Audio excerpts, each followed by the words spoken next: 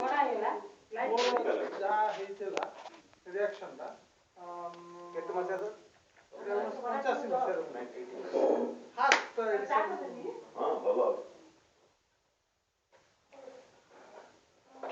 ନୀଳସରସ୍ୱତୀ ଓଡ଼ିଆ କବିତାର ବାସ୍ତବ ସାମ୍ମୁଖ୍ୟ।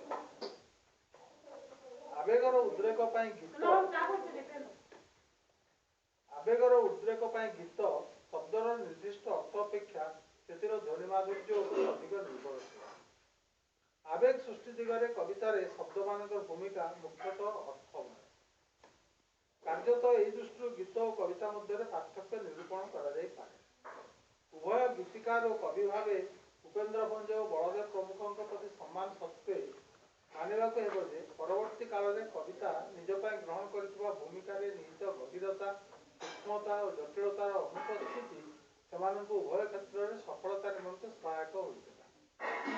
ଆଜିର କବି କିନ୍ତୁ ସେ ସୁବିଧାରୁ ବଞ୍ଚିତ। ଧ୍ୱନି ମାଧୁର୍ଯ୍ୟର ମୋହରୁ ମୁକ୍ତ ରହି ଭାବର ସୂକ୍ଷ୍ମ ଓ ସଂଗଠିତ ବିକାଶ ସାଧନ ନିମନ୍ତେ ସେ ସତର୍କ ଓ ଦାୟିତ୍ୱନିଷ୍ଠ। ଗୀତିକାର ଏ ଦୃଷ୍ଟିରୁ ବେଶ ଦାୟିତ୍ୱମୁକ୍ତ। ଦେବଦାସ ଛୋଟରାୟ ସ୍ୱାଧୀନୋତ୍ତର ଓଡ଼ିଶାର ଶ୍ରେଷ୍ଠ ଗୀତିକାର ମାନଙ୍କ ସହ ତୁଳନୀୟ। କିନ୍ତୁ ଚମତ୍କାର ଗୀତ ଲେଖୁଥିବା ଜଣେ ଗୀତିକାର କବିତା ଲେଖିଲା ବେଳେ ତାର କବିତ୍ୱକୁ ଗୀତିକାରତ୍ୱର ସଂକ୍ରମଣରୁ ରକ୍ଷା କରିବା ପାଇଁ ଆବଶ୍ୟକ ସତର୍କତା, ଧ୍ୱନି ମାଧୁର୍ଯ୍ୟ ପ୍ରତି ଗୀତିକାରର ସ୍ୱାଭାବିକ ଉନ୍ମୁଖତାକୁ ଦମନ କରି ରଖିପାରିବା ସଂଯମତା ଅବଲମ୍ବନ କରିବା ଦେବଦାସଙ୍କ ପକ୍ଷେ ସମ୍ଭବ ହେଇନାହିଁ। ନୀଳ ସରସ୍ୱତୀରେ ସନ୍ନିବେଶିତ ତାଙ୍କର ବହୁ କବିତା। ନମ୍ର ନୀଳ ନୁପୁରର ନିବିଡ଼ ନିପୁଣ ନିଭେ ତାର ନିଧିରେ ଲୁହ ଭରା ଆଖିବିତ ଆଖି ଯାହା ଖାଲି ଲୁହ ଭରା ସବୁଠୁ ଅନିଷ୍ଟ ମୋ ସରିଗଲା ସବୁଠାରୁ କନିଷ୍ଠ ଯେ ତାହା। ଗୀତ ବୋଲି ବାରି ହେଇ ପଡୁଥିବା ଅଳ୍ପ ବୟସ, ଦିନକୁ ଦିନ ଓ ଜ୍ୟୋତ୍ସ୍ନାୟଣ ପ୍ରଜାପତି ଇତ୍ୟାଦିରେ ଆବେଗର ଯାହା କିଛି ଉଦ୍ଦୀପନା ସେଗୁଡ଼ିକ ଧ୍ୱନି ମାଧୁର୍ଯ୍ୟର ମାଧ୍ୟମରେ ହିଁ ମୁଖ୍ୟ।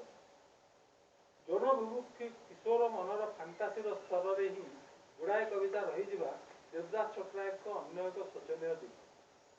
ରବିବାର ହେବ ନାହିଁ କେବେ ହେଲେ ଯେପର୍ଯ୍ୟନ୍ତ ତମେ ନ କରିଛ ପୃଥିବୀର ସବୁଠାରୁ ନିରୀହ ପାପକୁ ନଗ୍ନ ହୋଇ ମକତିରେ ରୁଦ୍ଧ କୋଠରୀରେ। ବେବି ଦେଖ କେତେ ମହୁମାଛି ତୋ ପ୍ରାନ୍ତରେ। ଅଲଗା ଅଲଗା ଆଉ ଗୋଟେ କବିତା। ନିରୁତ୍ତାପ ଦିନ ତିନିଟାରେ ତାକୁ ଡାକି ଶୋଇବାକୁ ଇଚ୍ଛା ହୁଏ ହଳଦିଆ କୁଟା ବିଛଣା। ମଲ୍ଲିକାର ପ୍ରେମିକ ଏକଲା ଏକଲା କିଶୋରଟିଏ, କୈଶୋର କବଳରୁ ମୁକ୍ତି ପାଇପାରୁନଥିବା ଅପରିପକ୍ୱ ତରୁଣଟିଏ। ଏପରିକି ତାରୁଣ୍ୟ ସାୟାହ୍ନରେ ପହଞ୍ଚିଥିଲେ ବି ପ୍ରାପ୍ତବୟସ୍କର ଦାୟିତ୍ୱ ଗ୍ରହଣ କରିବାକୁ ପଶ୍ଚାତ୍ପଦ ମଣିଷଟି।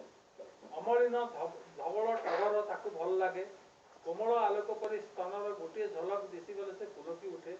କିନ୍ତୁ ଅନ୍ଧକାର ସିଡ଼ି ବାରଣ୍ଡାରେ ଥରେ ଜାବୁଡ଼ି ଧରି ଚୁମା ଦେବାଠାରୁ ସେ ଆଉ ଆଗକୁ ବଢ଼ିପାରେ ନା।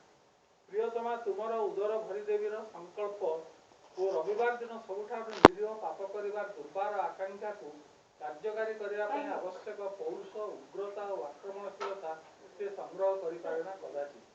ଏକା ଏକା ଆସିଥିବା ସୁକେଶୀ ବାଳିକା ଫେରିଯାଏ ଓ ଘର ମୋର୍ ଜଗିଥାଏ ନପୁଂସକ କୀତଦାସ ଜଣେ। ପ୍ରେମିକାକୁ ଫୁଲ କିଣିଦେବା ପାଇଁ 3.5 ମାସ ଧରି ଯୁଦ୍ଧ ହେବ କଟକ ସହରର ଉନ୍ମାଦନାପୂର୍ଣ୍ଣ ସମ୍ଭାବନାରେ ଗ୍ୟାଲେରୀ ଦର୍ଶକ ପରି ଉଲ୍ଲସିତ ହେବାଠାରୁ ଅଧିକା କିଛି ପାଇଁ ସାହସ ନଥାଏ ତାର।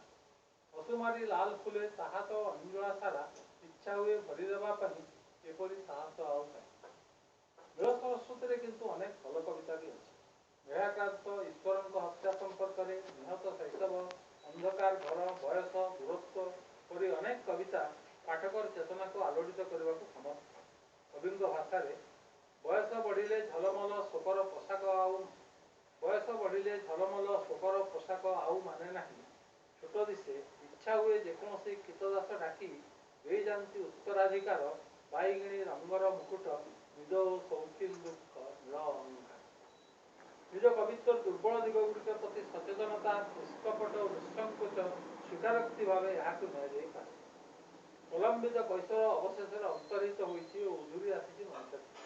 ବୟସ ବଢ଼ିଛି ଏବଂ ବାସ୍ତବ ଦୃଶ୍ୟ ଓ ବାସ୍ତବ ସାମ୍ମୁଖ୍ୟର ସାମ୍ନା କରିବା ପାଇଁ କିଛିଟା ପ୍ରସ୍ତୁତି ସେ ଆହରଣ କରିପାରିଛି। ଝଲମଲ ଶୋକର ପୋଷାକ, ବାଇଗିଣୀ ରଙ୍ଗର ମୁକୁଟ, ସୌଖିନ ଦୁଃଖ, ନୀଳ ଅହଙ୍କାର, ସବୁଠାରୁ ନିରୀହ ପାପ, କୋମଳ ଆଲୋକ ପରି ସ୍ତନ ଓ ବେବିର ଫ୍ରକ୍ ତଳର ମହୁମାଛି ପରେ ଆହୁରି ଅନେକ କିଛି ଯେ ସାମ୍ନା କରିବାର ଅଛି। ସେହି ସଚେତନତା ସେ ସୁଦ୍ଧା ସୁଦ୍ଧା ରକ୍ଷା କରିଦିଏ ଦେବଦାସଙ୍କ କବିତ୍ୱକୁ। ତେବେ ରଚନା କ୍ରମ ଦୃଷ୍ଟିରୁ କୌଣସି ପରିବର୍ତ୍ତନ ଲକ୍ଷ୍ୟ କରିବାକୁ ଚେଷ୍ଟା କଲେ ନିରାଶ ହେବାକୁ ପଡ଼େ ଏବଂ ବୟସ ଅନ୍ତତଃ ସେହି ଦୃଷ୍ଟିରୁ କୌଣସି ବିଭାଜକ ରେଖା ନୁହେଁ। ଆଜିର କବି ଏକ ଉଦ୍ଭଟ ସଂଗ୍ରାମର ସୈନିକ। ଯୁଦ୍ଧାରମ୍ଭ ପୂର୍ବରୁ ହିଁ ଶତ୍ରୁର ଶିବିରରେ ସେ ଯୁଦ୍ଧବନ୍ଦୀ।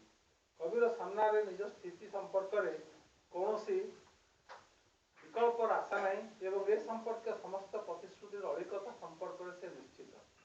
ଯଦି କେହି ସଂଘର୍ଷଶୀଳ କବି ଆତ୍ମାର ଏହି ବାସ୍ତବାନୁଭୂତିକୁ ପାଶ୍ଚାତ୍ୟ ସାହିତ୍ୟର ଆହରଣ, ଛଳନା ବା ଅତିଶୟୋକ୍ତି ବୋଲି ଘୋଷଣା କରି କବି ଆଗାମୀ ଜୀବନ ପାଇଁ ଆଶା ଓ ବିଶ୍ୱାସ ଡେଙ୍ଗୁରା ପିଟିବା ପାଇଁ ମଞ୍ଚ କି ପତ୍ରିକା ପୃଷ୍ଠାର ଆହ୍ୱାନ ଶୁଣନ୍ତି, ସେମାନେ ଯେଉଁ ପ୍ରତିଶ୍ରୁତିପୂର୍ଣ୍ଣ ଗଣତାନ୍ତ୍ରିକ ମୂଲ୍ୟବୋଧ, ଆଶା ଓ ବିଶ୍ୱାସ ଭିତରେ ଏହି କବିମାନସର ଅଙ୍କୁରୋଦ୍ଗମ ତାର କରୁଣ ପରିଣତି ସମ୍ପର୍କରେ ଅବହିତ ନୁହନ୍ତି କିମ୍ବା ସାହିତ୍ୟଦର କାରଣରୁ ଏ ସମ୍ପର୍କରେ ଆଖି ଥାଉଣୁ ଅନ୍ଧ ହେବାକୁ